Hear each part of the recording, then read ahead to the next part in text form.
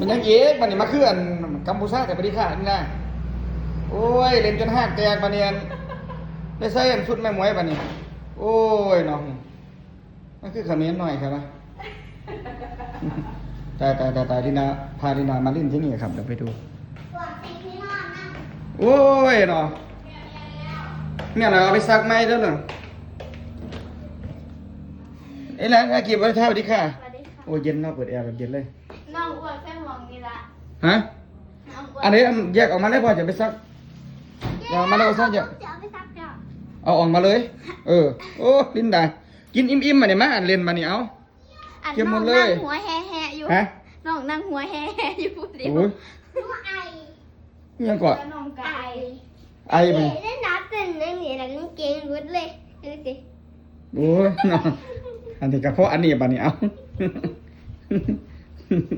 เก็บออกเลย